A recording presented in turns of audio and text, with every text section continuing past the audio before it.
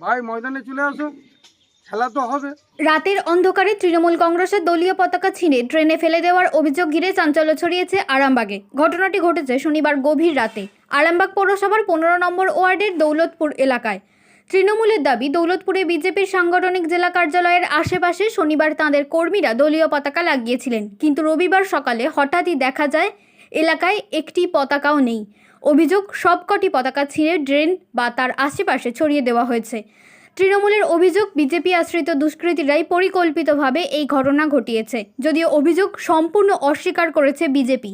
আরামবাগের বিজেপি প্রার্থী হেমন্ত বাগ বলেন, বিজেপি এই ধরনের রাজনৈতিক সংস্কৃতিতে বিশ্বাস করে না। এটি তৃণমূলের গোষ্ঠীদ্বন্দ্বের ফল। ঘটনাকে কেন্দ্র করে এলাকায় রাজনৈতিক উত্তেজনা তৈরি হয়েছে।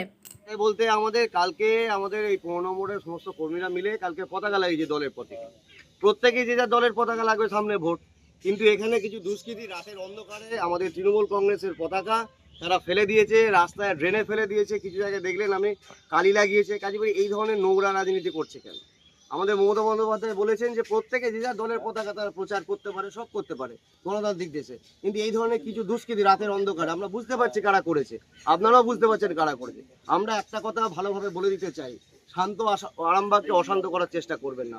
অশান্ত আমরাও করতে পারি, কিন্তু ভোট সকলে মিলেমিশে, মানুষ যাকে ভোট দেবে, যারা উন্নয়ন করেছে মানুষ তাদের পক্ষে থাকবে, যারা এসআইআর করেছে মানুষের যে মানুষ জীবিত মানুষ তার নাম বাদ দিয়েছে, মানুষ তাদের বিরুদ্ধে আগামী 29 তারিখে তার প্রতিবাদ নিশ্চয়ই জানাবে। কাজেই তারা বুঝতে পারছে আমরা এখানে আরামবাগ তো হারবই, গতবার কোনো রকমে জিতে গেছিল, আরামবাগ হারবো, তার জন্য আমাদের বিরুদ্ধে এই ধরনের সামান্য কিছু পতাকাকে লাগিয়ে দিয়েছে। দুটো পতাকা ফেললে আমরা 200 পতাকা লাগাবো। একটা দলের পতাকা মানে তার দলের কর্মীদের কাছে সেটা প্রেস্টিজ। দুটো পতাকা ফেলে দিয়ে একটা দলকে হারিয়ে দেওয়া যায় না। কাজেই বলবো, এই ধরনের নোংরা যে সমস্ত আচরণ করছে বিরোধীরা, আমরা জানি কারা করেছে, তবু আমরা প্রশাসনের দ্বারস্থ হয়েছে, আমরা আইন নিজের হাতে নিইনি। দলের সবাই তো এখানে বিরোধী দলের প্রত্যেকের পতাকা লাগানো আছে, আমরা একটা পতাকা তো উল্টে যদি বিরোধীদের পতাকা পড়ে যেয়ে থাকে আমরা তুলে দিই, কারণ পতাকা একটা দলের প্রেস্টিজ। কাজেই এই ধরনের নোংরা রাজনীতি যারা করছে তাদেরকে বলবো তারা সাবধান হয়ে যান, অশান্ত করবেন না। কি বলতে দেখতে পাচ্ছেন তো আমাদের যে আমাদের পতাকাগুলোকে কীভাবে ড্রেনে এইভাবে ফেলে রেখেছে। রাত্রি হয়তো বিজেপি যেটা কালচার, মদ খেয়ে রাতের অন্ধকারে মুখে মাস্ক পরে যেমন নেতা তাদের তেমন কার্যকর্তারা এইরকম করছে, নোংরামো করে। এইভাবে কি মমতা ব্যানার্জির উন্নয়নকে দাবিয়ে রাখা যায়? দাবিয়ে রাখা যায় যদি ক্ষমতা থাকে এবং বুকের পাটা যদি বিজেপি লোকেদের চওড়া থাকে, গণতান্ত্রিকভাবে লড়ুক, ভোটে লড়ে জিতুক। এই 2-4টে পতাকা ফেলে দিয়ে এলাকায় এইভাবে উত্তপ্ত করে তাদের লাভ কি হবে? ভাই ময়দানে চলে আসো, খেলা তো হবে। আমাদের তো সবাই রেডি আছি খেলা হওয়ার জন্য।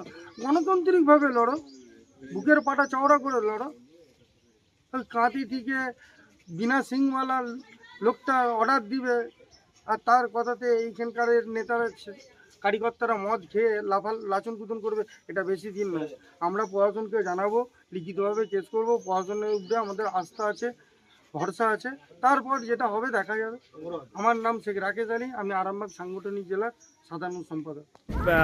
তৃণমূলের পতাকা ছেড়ে দেওয়ার অভিযোগ উঠছে বিজেপির বিরুদ্ধে, সমস্ত পতাকা ছেড়ে দিচ্ছে। ওখানে ঘটনাস্থলে সেন্ট্রাল ফোর্স থেকে আরম্ভ করে পুলিশ গেছে, কি বলবেন? বিজেপির বিরুদ্ধে অভিযোগ।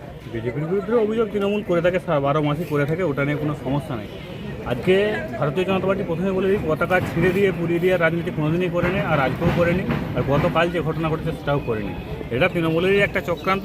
বিজেপির কয়েকজন ছেলের নামে কেস কাজারি করার একটা বড় ষড়যন্ত্র এরা করেছে, কারণ এদের কাছে ষড়যন্ত্র ছাড়া আর কিছুই নয়। বিজেপি এই ধরনের রাজনীতি করে না। তাহলে কে বা কার করেছে মনে হচ্ছে? তৃণমূলেরই ষড়যন্ত্র, তৃণমূলেরই গোষ্ঠীদ্বন্দ্বের প্রভাব এটা, তাছাড়া আর কিছুই নয়।